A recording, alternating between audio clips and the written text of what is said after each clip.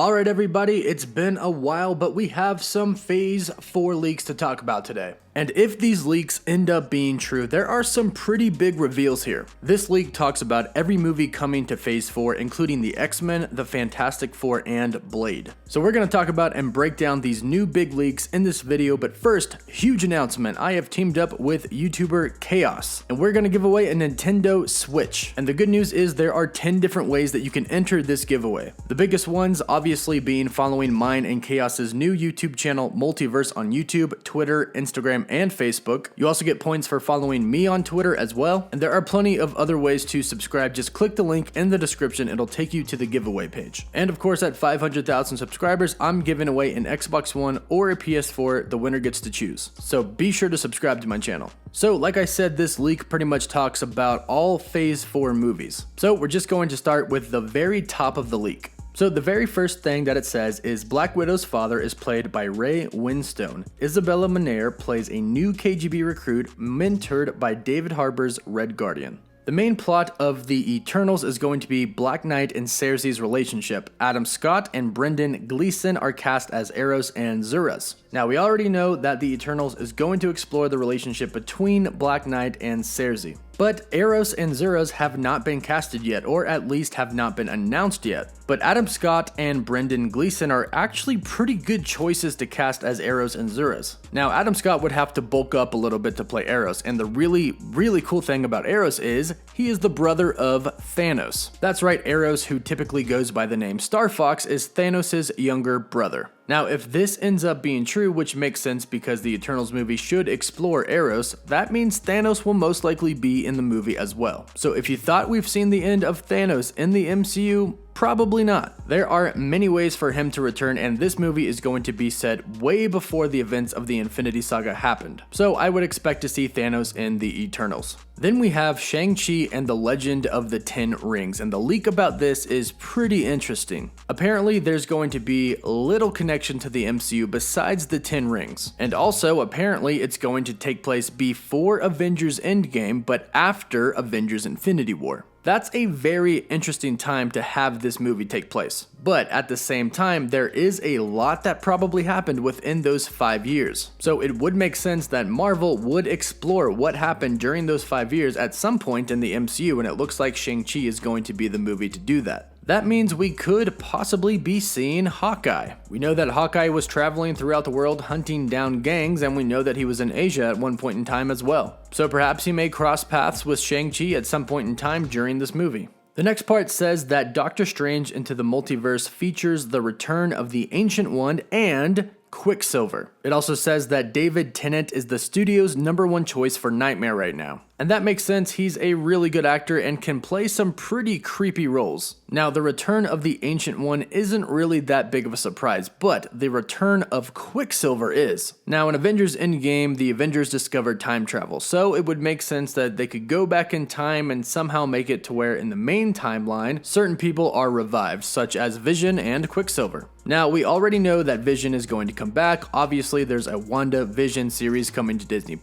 But I don't think Quicksilver is going to return in the same way, because if you think about it, Doctor Strange in the Multiverse of Madness is supposed to be the MCU's first horror movie, and the Scarlet Witch is supposed to play a pretty big part in the movie, so the first thing that I think of when I hear this is House of M. House of M in the comics is pretty horrific, and technically people do come back to life, but in a different reality. And that's probably something along the lines of what we're going to see. The Scarlet Witch tried to bring her brother back, but she does it in a different reality or an alternate reality that was created during Avengers Endgame. And I think at some point in time, it's going to go terribly wrong and create sort of a horror aspect to the movie. The next thing that the leak says is that Spider-Man 3 was planned to come out in July 2021 before the Marvel-Sony deal fell apart. This is something we all knew. Sony and Marvel have released a solo Spider-Man film every 2 years, so we knew that the next one was supposed to be 2021. The next part is about Thor, Love and Thunder, and says that it takes place 95% in space.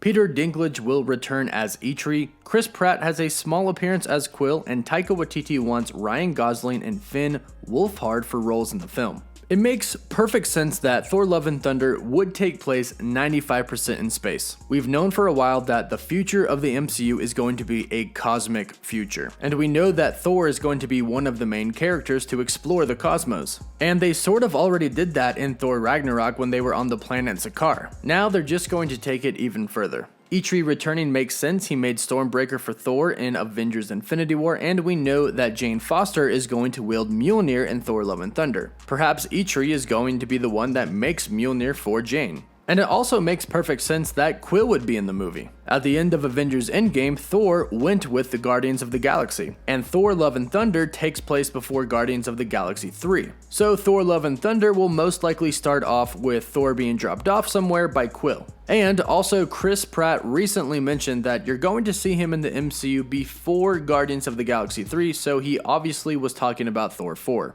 Then this leak says that the Fantastic Four is the February 2022 film. Now, there is a film for 2022 that has not been named yet, but it seems a little soon to have the Fantastic Four be introduced into the MCU. However, before the reveal of Phase 4, Kevin Feige once mentioned that the Fantastic Four would most likely be first, because he did say that the X-Men were years away. He did not say that about the Fantastic Four. And we know that Peyton Reed, the director of Ant-Man and the Wasp, already has a script for the Fantastic Four. He pitched the script to Fox many years ago when they still owned the rights to the Fantastic Four, and they weren't interested at the time, but we know that he still has the script, and we know that he pitched it to Kevin Feige. So perhaps the Fantastic Four could be heading to the MCU as early as 2022. The leak goes on to say that Black Panther 2 is about Namor taking over Wakanda. Michael B. Jordan has a minor role as Killmonger in the film. Not too sure how they're going to include Killmonger in Black Panther 2. If he does return to the movie, I think we'll most likely see him in the ancestral plane. This is where T'Challa saw his father in Black Panther. If not that, then definitely in a flashback.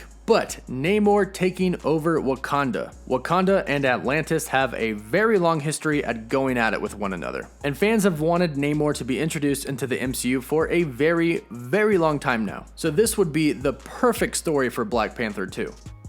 It then goes on to say that Guardians of the Galaxy Volume 3 is set to be released in July 2022. Lucas Till, Dacre Montgomery, and Zac Efron all met with James Gunn about playing Adam Warlock. And Mark Hamill is in the film as the High Evolutionary. Now, it's been rumored for a very long time that Mark Hamill is going to be in Guardians 3 as the High Evolutionary. But Lucas Till, Dacre Montgomery, and Zac Efron meeting with James Gunn to play Adam Warlock could just be fan casting. There has been talk about Zac Efron playing Adam Warlock in the past, but that was just rumors. But we do know that the High Evolutionary is going to be in Guardians of the Galaxy Volume 3, and thanks to previous leaks, we've learned that the High Evolutionary is actually the creator of Rocket. And James Gunn has already stated that Guardians 3 is going to really explore Rocket's story arc. The leak then says that Blade and Captain Marvel 2 are set for 2023 and that the X-Men reboot is a high priority for Disney right now, with Disney wanting it to be released no later than 2023. Now, Kevin Feige did say it would be a few years until we see the X-Men introduced into the MCU. Now, we're at the end of 2019 now, and if they introduce the X-Men at the end of 2023, that would be 4 years. By definition, that is more than a few years. And you would imagine that the X-Men are a pretty big priority, if not the biggest priority for Disney right now. Since the inception of the MCU, Marvel has not been able to use the X-Men in the MCU. They've been dying to for years, and now they finally can since the Fox Disney deal went through.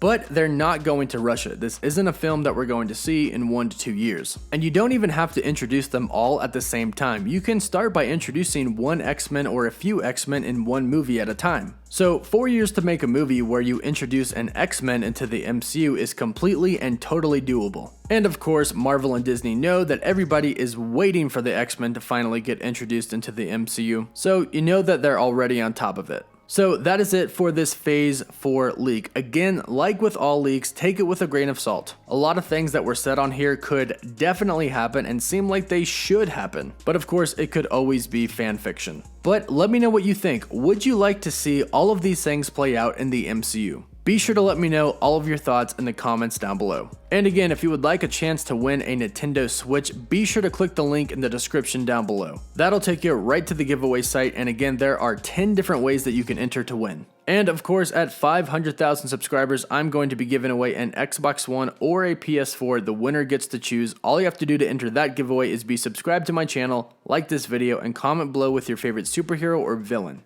Don't forget to subscribe to my personal channel, Culture Captains, and as always, thank you all so much for watching. Woof woof.